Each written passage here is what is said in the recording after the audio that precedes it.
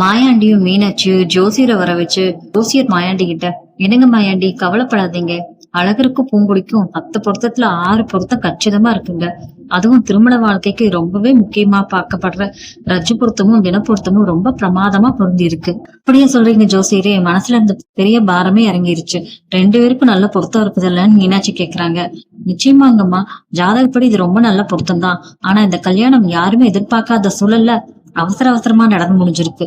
இப்படி முறைப்படி இல்லாம நடக்கிற கல்யாணங்களால வர சின்ன சின்ன திருஷ்டியும் தோஷமும் விலகணும், அழகரோட ஆரோக்கியமும் அவங்க தம்பதி வாழ்க்கையும் இன்னும் சிறப்பா இருக்கணும்னா ஒரு பரிகாரம் செய்யணுங்க. மாயாண்டி ஆர்வமா, சொல்லுங்க ஜோசியரே, என்ன பரிகாரம் செய்யணும்? நாங்க தயாரா இருக்கோம். ஒண்ணும் இல்லைங்க ஐயா, ஊர்ல இருக்கிற 50 சுமங்கலி பெண்களை உங்க வீட்டுக்கு முறைப்படி கூப்பிட்டு பெரிய லெவல்ல சுமங்கலி விளக்கு பூஜை நடத்தணும். அந்த குத்துவிளக்கோட வெளிச்சமும் அந்த தாய்மார்களோட ஆசையும் சேர்ந்தா இந்த தம்பதியோட வாழ்க்கை இன்னும் 100 வருஷத்துக்கு எந்த குறையும் இல்லாம அமோகமா இருக்கும். 50 சுமங்கலிகளை வச்சு பூஜை பண்றது சாதாரண விஷயம் இல்லை. அதை நாம ஏன் இன்னும் பிரம்மாண்டமா செய்யக்கூடாது? பெண்ணி, என் மனசுல இருக்கிறது அப்படியே சொல்லிவிட்டப்பா. ஜாதகம் நல்லா இருக்குன்னு ஜோசியரே சொல்லிட்டாரு. இந்த பூஜையை வெறும் சடங்கா மட்டும் நாங்க பண்ண போறது இல்ல. அழகருக்கும் பூங்குடிக்கும் கல்யாணம் நடந்தது நம்ம சொந்த பந்தங்கள் பல பேருக்கு இன்னும் தெரியாது. இந்த பூஜையவே சாக்கா வச்சு ஊரையே கூட்டி பந்தல் போட்டு கல்யாண மண்டபமே அதிர போற அளவுக்கு ஒரு பிரம்மாண்டமான விழாவா நடத்தி என் மருமகளை எல்லாருக்கும் அறிமுகப்படுத்த போறேன்னு சொல்றாரு. மீனாட்சியும், ஆமாங்க, நம்ம வீட்டுக்கு வந்த மருமகளை நம்ம கொண்டாடி வர வைக்கணும். இந்த பூஜை மூலமாவது அழகரோட வாழ்க்கையில இருக்க எல்லா இருளும் விலகி அவன் மனசும் பூங்குடி மனசும் ஒண்ணு சேரட்டும். அதான் மீனாட்சி, இந்த மாயாண்டி வீட்டு விசேஷம்னா அது இந்த ஊரே வியந்து பேசுற அளவுக்கு இருக்கணும். காரியத்துல இறங்குங்கப்பா, விழா ஏற்பாடுகள் பலமா இருக்கட்டும் சொல்றாரு. பட்டுப்புடவை கட்டிட்டு கண்ணாடி முன்னாடி நின்று இருக்காங்க. அப்ப தெய்வான வந்து, ஆஹாஹா, என்ன அழகு, என்ன தையல், கழுத்துல இருந்து இடுப்பு வரைக்கும் நகையை போட்டுக்கிட்டு மகாராணி மாதிரி நிக்கிறத பத்தியா? பூங்குடி, இங்க நடக்கிற கூத்த பார்த்து உன் மனசுக்குள்ள ரொம்ப குழுகுழுன்னு இருக்கோ? ஏன் இப்படி பேசுவீங்க? என்ன விஷயம்னு புரியாம இப்படி பேசிட்டு இருக்கீங்க? என்ன விஷயமா? அங்க வெளியில என் பெத்த பொண்ணு நந்தினி அழகா எனக்கு கிடைக்கணும்னு சின்ன வயசுல இருந்து ஆசைப்பட்டு இன்னைக்கு அவன் கிடைக்காம ஒரு சொட்டு தண்ணி கூட தொண்டையில இறங்காம அழுது அழுது கிடக்குறா. அவன் மன அழுத்தத்துல செத்துக்கிட்டு இருக்கா. ஆனா இந்த வீட்டுல உனக்கு 50 சுமங்கலிகளை வச்சு விளக்கு பூஜை, ஊரையே கூட்டி பிரம்மாண்ட கல்யாண வரவேற்புன்னு ராஜ மரியாதை நடக்குது. உனக்கு இதெல்லாம் கேக்குதான்னு கேக்குறாங்க. நான் இந்த பூஜையை கேட்கலைங்க, மாமா தான் ஏற்பாடு பண்ணிருக்காரு. நீ வாய மூடுடி, எனக்கு தெரியாத உன்னை பத்தி. ஒரு நேரம் சாப்பாட்டுக்கு கூட வழி இல்லாம கஞ்சி குடுக்கறதுக்கே கஷ்டப்பட்ட வறுமையான குடும்பத்துல இருந்து வந்தவ நீ. உன்னோட தகுதிக்கும் தராதரத்துக்கும் இந்த மாதிரி ஒரு பிரம்மாண்ட வரவேற்பு, பட்டுப்புடவை, நகையெல்லாம் ரொம்ப ரொம்ப அதிகம். உன் ரேஞ்சுக்கு இதெல்லாம் கனவுல கூட நீ நினைச்சு பார்க்க முடியாதது. அதை விட முக்கியம், நீ இந்த வீட்டுக்குள்ள நுழையும் போது என்ன சொல்லி நுழைஞ்ச? இந்த குடும்பத்தை பழிவாங்குவேன், நடுத்தருல நிப்பாட்டுவேன் தானே சவால் விட்ட. பழிவாங்க வந்தவளுக்கு எதுக்கடி இந்த பூஜை புனஸ்காரம் எல்லாம்? மனசுக்குள்ள ஆசையை வச்சுக்கிட்டு வெளியே மட்டும் பழிவாங்குறேன்னு நடிக்கிறியா? உனக்கு வெக்கமா இல்லையான்னு கேக்குறாங்க. தெய்வானியோட இந்த வார்த்தையெல்லாம் பூங்குடியோட நெஞ்சில ஈட்டி பாஞ்ச மாதிரி இருக்குது.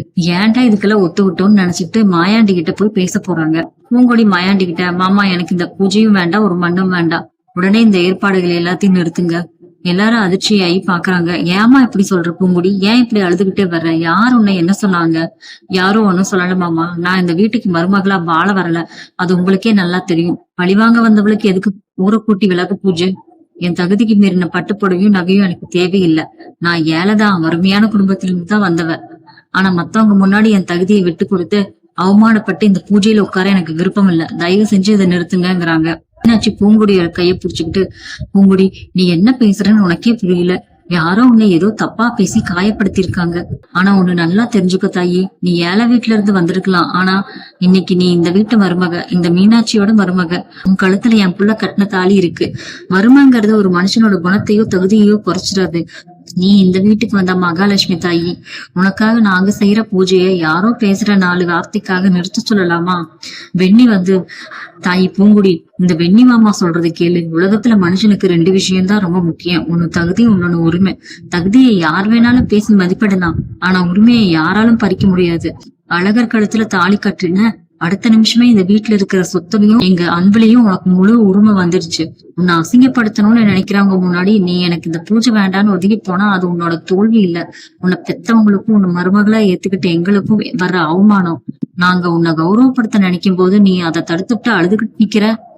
மாயாண்டியும், பூங்குடி, நீங்க பாரு தாயி, இந்த மாயாண்டி இதுவரைக்கும் யாருக்கும் பயந்து வாழ்ந்தது இல்ல. யாருக்கும் வளைஞ்சு கொடுத்தது இல்ல.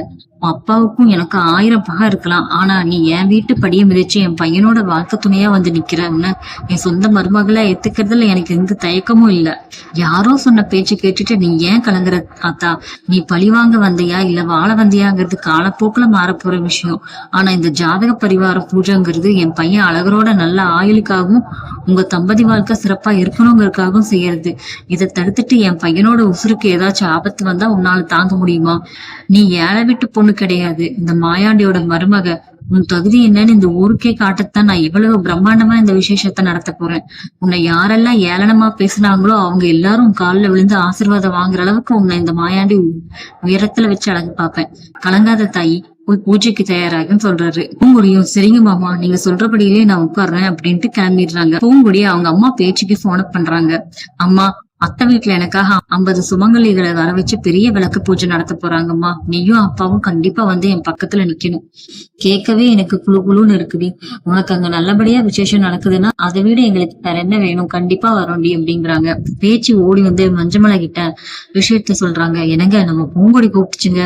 அவளுக்கு அங்க சுமங்கலி பூஜை நடக்குதான். நம்ம 2 பேரையும் முறைப்படி கூப்பிடுறா. பூஜையாவது மண்ணாங்கட்டியாவது என் கைய வெட்டி என்ன நடுத்தரவுல நிப்பாட்டின அந்த மாயாண்டி வீட்டு வாசப்படியை நான் மிதிக்க மாட்டேன். ஆமாங்க, எங்கேயுமே போக போறதில்ல போ அப்படின்னு திட்டி விட்டுறாரு.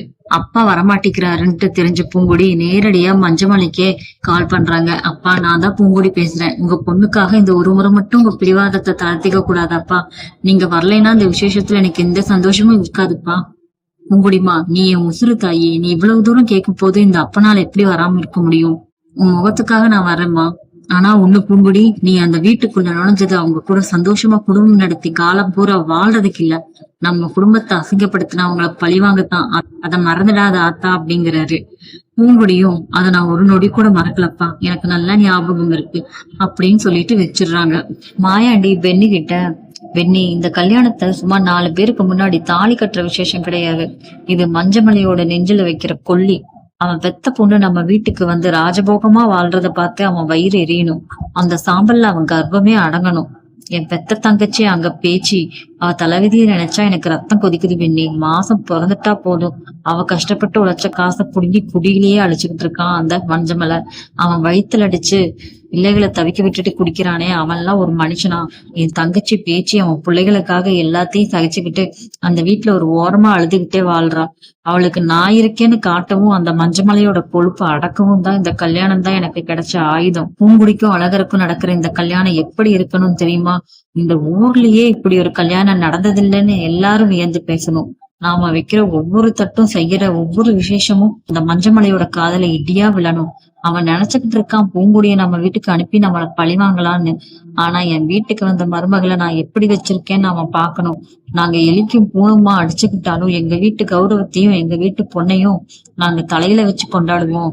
இந்த கல்யாண பந்தத்துல பார்த்து அவனும் அவனோட அந்த சுடல ராசாத்தி கூட்டம் எல்லாம் பொறாமையில வந்து சாம்பலாகணும் பெண்ணி. ஏற்பாட்டை ரொம்ப தடபுடலா ஆரம்பிக்கணும். அவங்க கண்ணு முன்னாடி நமக்கு எத்த நச்சுன்னு நிரூபிப்போம் அப்படின்னு சொல்றாரு. வெண்ணியும் ஆமாங்கச்சியா, அதுதான் சரி, அப்பதான் அந்த குடிகாரனுக்கு புத்தி வரும் அப்படிங்கிறாரு.